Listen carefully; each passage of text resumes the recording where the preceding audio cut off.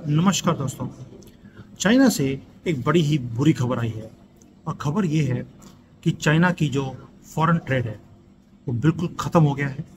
Container खाली पड़े हैं पोर्ट के अंदर और कोई भी वहाँ पर जिसको बोलते हैं कि ना तो ट्रक खड़े हैं ना कंटेनर लेने वाला है। शिप्स ने आना बंद कर दिया क्योंकि एक्सपोर्ट चाइना से ख़त्म होता जा रहा है और आपको मालूम है इससे चाइना के अंदर एक इकोनॉमिक क्राइसिस आने वाला है और इसके इफेक्ट भारत के ऊपर भी आने वाले हैं। वो भी समझाऊंगा वो कैसे, क्योंकि ये जियोपॉलिटिकल एक सिनेरियो के अंदर जब एक कंट्री में प्रॉब्लम आती है तो पूरी दुनिया में उसका रिपल इफेक्ट होता है। अगर आप देखें कि रशिया और यूक्रेन का वॉर हो रहा है, पूरे दुनिया में खाने के जो प्राइसेस हैं वो बढ़ गए। ऐसे ही चाइना है।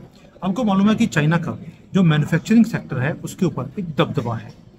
कई सालों तक एक रैपिड इंडस्ट्रियल ग्रोथ चाइना ने देखी है और ग्लोबल मार्केट्स को हिला के रख दिया और आज ग्लोबल मार्केट ने चाइना को हिला के रख दिया है।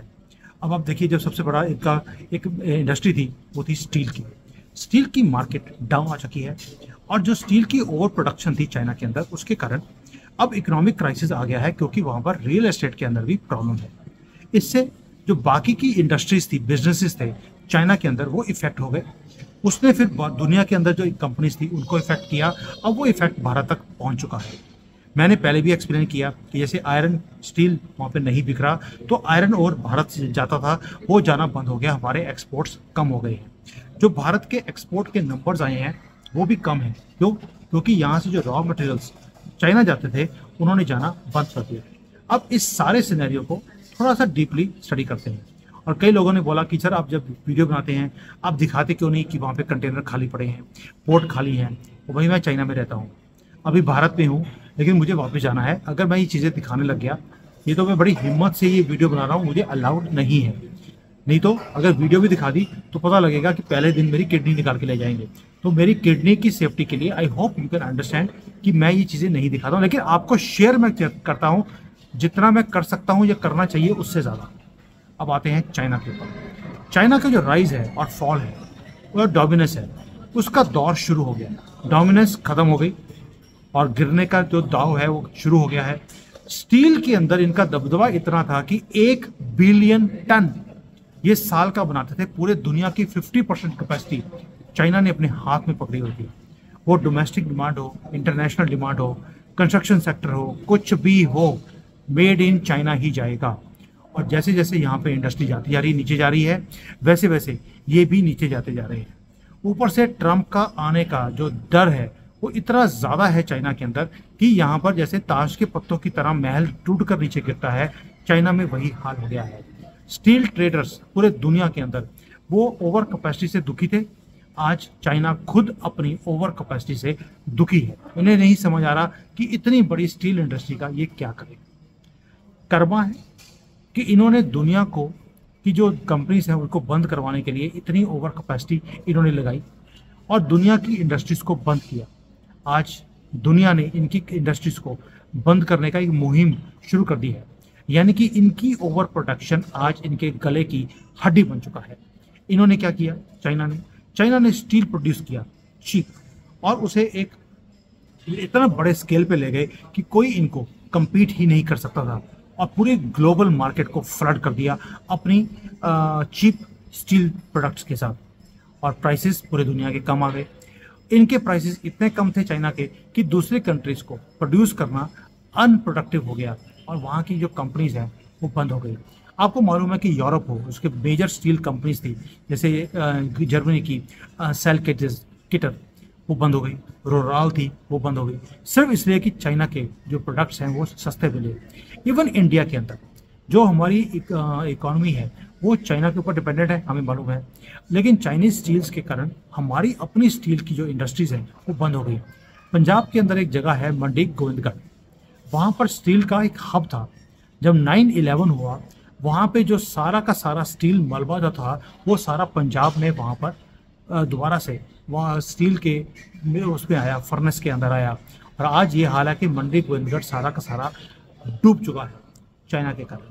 जो चाइना इंडिया के जो मैन्युफैक्चरर्स हैं, इवन लार्ज प्लेयर्स जैसे टाटा स्टील है, जिंदल है, इन्हें भी स्टिफ कंपटीशन हमेशा ही चीप चाइनीज इंपोर्ट से करना पड़ा। इससे हुआ क्या कि उन्हें प्राइस कट्स देने पड़े, फाइनेंशियल लॉसेस हुए, प्रॉफिट्स को कम करना पड़ा, और हमें भी अपनी जो कंपनीज हैं उन्हें भी अपनी स्ट्रैटेजीज को दोबारा से चेंज करना पड़ा। इंडियन गवर्नमेंट है उसे भी एक्शन में आना पड़ा। उन्होंने टैरिफ्स लगाए चाइनीज स्टील के ऊपर।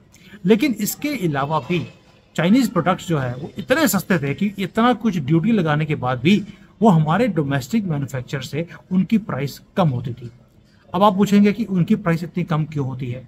उसका रीज़न है कि जब चाइनीज़ कंपनी एक्सपोर्ट में अपना देती है कि मैं हम ये प्रोडक्ट को एक्सपोर्ट करेंगे, तो जो आयरन ओर है वो चाइनीज़ जो गवर्नमेंट है उन्हें 50% कॉस्ट पे देती है।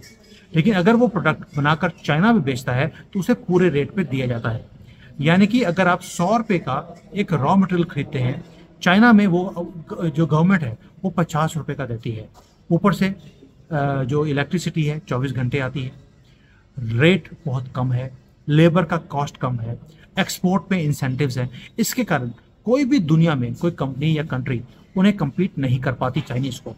आप सोच के देखिए, अगर 50 रुपये का आपका रॉ मटेरियल 100 रुपये का है, आप कन्वर्जन करके उसका कॉस्ट अगर 150 रुपये आता है, चाइना का 50 रुपये का रॉ मटेरियल है, कन्वर्जन कर 75 रुपये का आएगा। आपसे 50% ऑलरेडी वो कम है। और यहाँ पर अगर आप 50% ड्यूटी भी लगा देंगे, 100% ड्यूटी भी लगा देंगे, तो भी चाइनीज़ प्रोडक्ट आपसे सस्ता होगा। यही कुछ इनके साथ हुआ।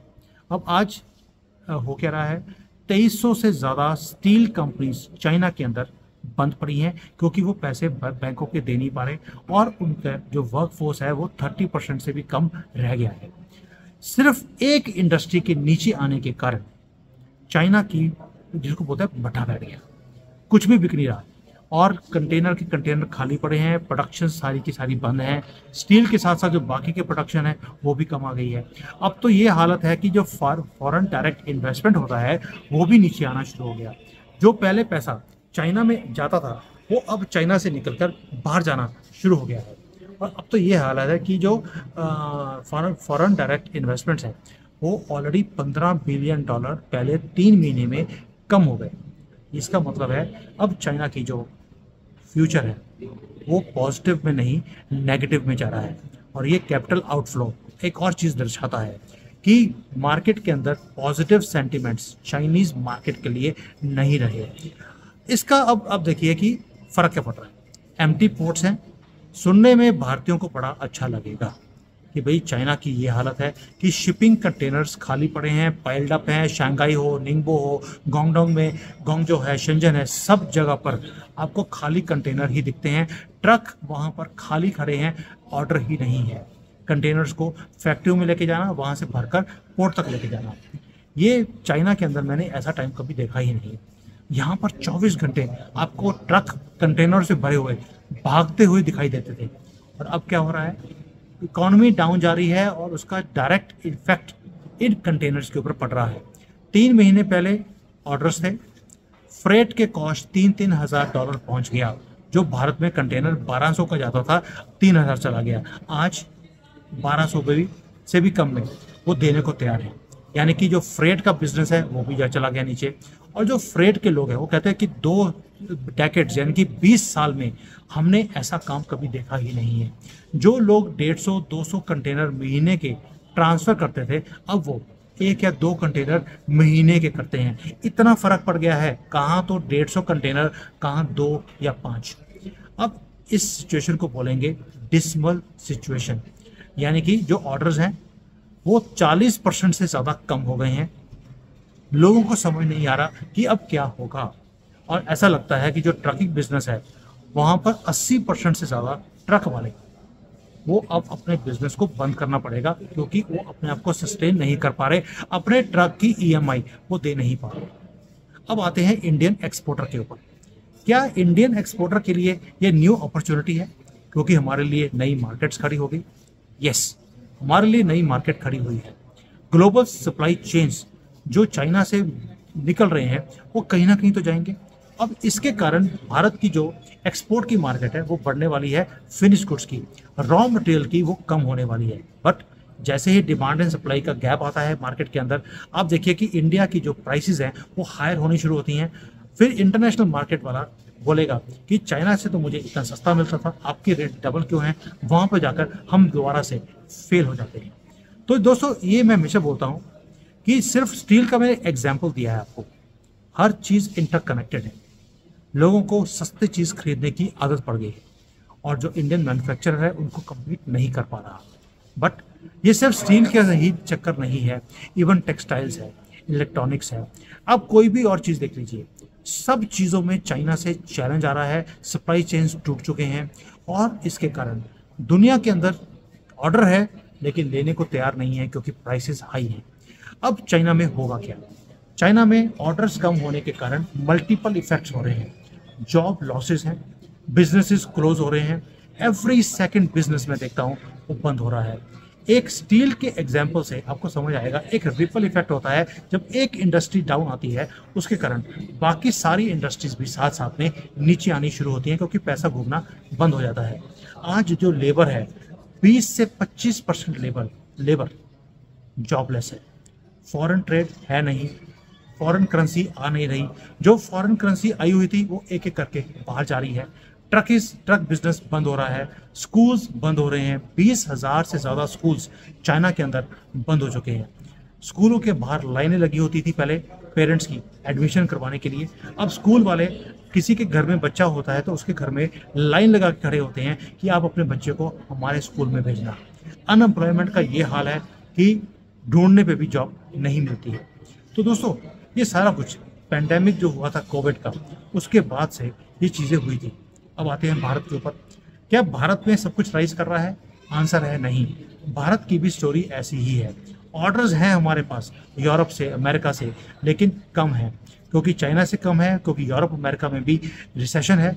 अगर चाइना को इफेक्ट किया है तो भारत को भी वो इफेक्ट कर रहा है। भारत के जो मैन्युफैक्चरर्स हैं, अभी मैं भारत में हूँ, भारत के जो मैन्युफैक्चरर्स हैं, एक्सपोर्टर्स हैं, जब उनसे मैं बात करता हूँ वो बोलते हैं डिमांड ही नहीं है इंटरनेशनल मार्केट में और भारत में आपको प्राइसेस हाई नहीं मिलते। यानी कि रिपल इफेक्ट, दोबारा बोल रहा हूँ, रिपल इफेक्ट होता है कभी भी जब हम भंगड़े डालते हैं, दूसरा जब गिर रहा होता है, हम भंगड़े डालते हैं, देखो जी चाइना नीचे आ गया अब हमें बल्ले बल्ले हो जाएगी, ऐसा नहीं होता। ये इंटरनेशनल मार्केट में हर चीज़ एक दूसरे से कंबाइंड है। यानी कि अब हमारा भी जो फॉरेन ट्रेड है वो आगे जाके कम होगा, हमारे नंबर्स ऑलरेडी कम होने शुरू हो गए हैं। इसलिए यहाँ पर भी जो इंडियन वर्कर्स हैं, जो इंडस्ट्रीज में काम करते हैं, उनको भी फर्क पड़ रहा है। रिपल इफेक्ट बोल रहा हूँ, ये हमारे ऊपर आना शुरू हो गया। अब एक चीज़ और भी है, स्टील के ऊपर अब पॉलिटिक्स भी दुनिया ने खेलनी शुरू कर दी। दुनिया को पता लग गया कि अगर चाइना को नीचे लेके आना है, इसकी स्टील की मार्केट को टच करो, नीचे लेके आओ और इसके ऊपर सैंक्शंस लगाने शुरू करो। भारत ने, अमेरिका ने, यूरोप ने, सब ने चाइनीज स्टील के ऊपर सैंक्शंस लगाना शुरू कर दिया। लाखों लोग इस इंडस्ट्री में काम करते थे, बेरोजगार हो गए, बेघर वो हो गए हैं। और अब ये मोमेंट है भारत का। भारत को भी एक यूनिक अपॉर्चुनिटी है। मुझे लगता है कहीं ना कहीं जो चाइना ने किया कि कुछ सस्ता करके रॉ मटेरियल्स को, क्योंकि जो आयरन ओर है वो गवर्नमेंट के पास होता है, वो थोड़ा सा सस्ता कर देंगे तो हमारी जो स्टील है, टेक्सटाइल्स है, टेक्नोलॉजी है, ये कंपनीज थ्राइव करना शुरू कर देंगी। कहीं ना कहीं आपको ये ब्रॉडर पिक्चर में जो छोटी छोटी चीज़ें होती हैं वो गवर्नमेंट को करनी पड़ती हैं, जो हमारी गवर्नमेंट नहीं करती। मैंने यहाँ पर गवर्नमेंट में आकर इसी बात के लिए मैं गवर्नमेंट के यहाँ पर एक हफ्ते के लिए आया हूँ, सिर्फ गवर्नमेंट को बताने के लिए कि मूवमेंट है भारत का, इसको अगर आपने ग्रैब करना है तो आपको क्या क्या चीज़ करनी पड़ेगी जो चाइना करता है। ये चीज़ें बाहर नहीं आती हैं चाइना से, जो मैं आकर यहाँ पर गवर्नमेंट के साथ शेयर करता हूँ। ओवर प्रोडक्शन में जाने की ज़रूरत नहीं है, रॉ मटेरियल्स को थोड़ा सस्ता कर दीजिए, गवर्नमेंट थोड़ा सा लॉस ले सकती है। अगर आप यहाँ पर थोड़ा सा इसको सस्ता करेंगे, आपके एक्सपोर्ट्स बढ़ने शुरू हो जाएंगे, हम चाइना को कम्पीट कर सकते हैं। तो इस अपॉर्चुनिटी को आप भी अगर बिजनेस करते हैं, short term loss long term gain, ये हमारी स्ट्रेटजी होनी चाहिए गवर्नमेंट की भी और आपकी। अगर आप बिजनेस करते हैं, आपका इसके बारे में थॉट क्या है कि क्या ये फॉर्मूला आपको पसंद है? क्या इससे आपकी कंपनी लॉन्ग टर्म में कस्टमर्स को ग्रैब कर सकती है? क्या कंट्री राइज कर सकती है? थिंक अबाउट इट और मुझे कमेंट्स में आंसर जरूर देना। थैंक यू, जय हिंद, वंदे मातरम।